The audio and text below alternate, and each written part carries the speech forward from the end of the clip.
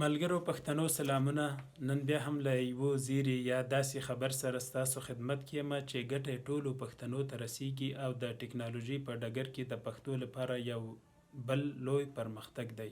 که یاد مو وي میاشت مخکې ما تاسو ته یوه ویډیو لرله او درته ومې ویل چې په یوټیوب کې هر فلم یا ویډیو چې سب ټایټل ولري همغه یې پښتو کولی شو. له دې مخکې یوټیوب کې دا اسانتیا نه وه، خو یوټیوب په وروستیو کې دا اسانتیا خپل سیستم ته ور اضافه کړې ده او ملګري که غواړي چې په همغه طریقه پوه شي نو زموږ پخوانۍ ویډیوګانې کتلی شي.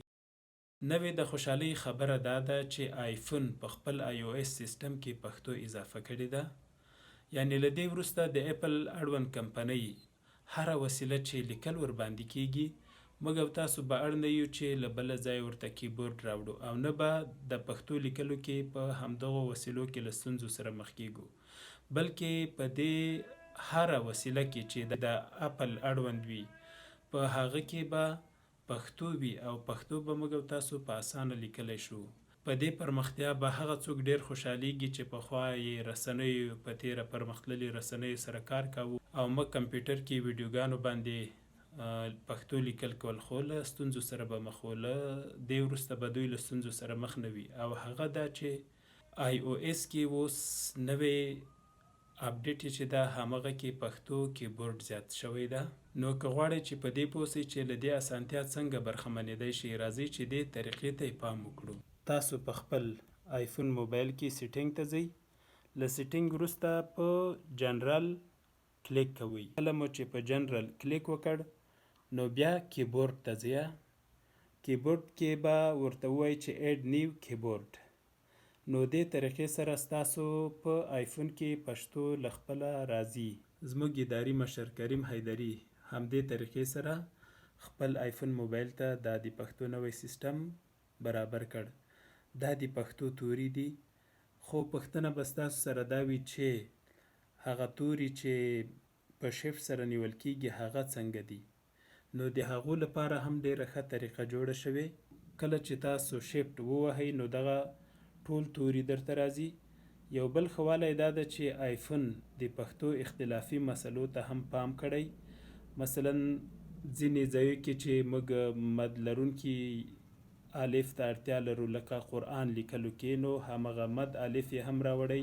دا ډول که کوم همزې ته اړتیا لرو همغه هم پکې شته. ځینې ملګري د عربي په دود په واو باندې الف ورکوي، همغه یې هم دلته اضافه کړی ده. نو بیا هم دا ډیره د خوشحالۍ خبره ده زموږ او ستاسو لپاره چې په دې نوي سیستم کې د پښتو تورو له هیڅ ډول جنجال سره نه مخ کیږو. درنو ملګرو، آیفون له سامسونګ او نورو موبایلونو غوره بلل کیږي او وجه یې هم امنیت دی. یعنی باور دا دی چې د دې شبکې یا د دې وسیلې یا د دې ځیرک ټلیفون امنیت ډیر خوندي دی. ښایي همدا وجه وي چې بی بی سی خپلو همکارانو لپاره تر 10,000 ډیر موبایلونه پر دې شبکه جوړ کړي او خپلو همکارانو ته یې ورکړي چې په ورځنیو چارو کې کاروي. اپل شبکې د دې لپاره چې خپل آیفون، آیپډ، لپټاپ، اپل ټي وي، اپل واچ کې نیمګړتیاوې په ګوته کړي، نو د معلوماتي ټکنالوژي کارپوهانو او هیکرانو ته $1,000,000 جایزه ټاکلې. دوی ورته ویلي که چیرې زموږ سیستم ته تاسو ننوتئ یا مو پکې نیمګړتیا په ډاګه کړه موږ به تاسو ته $1,000,000 درکوو. نو تاسو خپله په دې وپوهیږئ چې دا څومره پرمختللې شبکه ده. همدا وجه ده چې آیفون موبایل چې د دې شبکې اړوند دی ورباندې ډیر باور کیږي. بیا هم دغه د پښتو برخه کې نوی پرمختګ دی. موږ او تاسو ټولو ته مبارک وي. او که غواړئ چې دا ډول په زړه پورې ویډیوګانې وګورئ نو پښتو لرنینګ یوټیوب چینل در سره سبسکرایب یا زنګوله کړئ.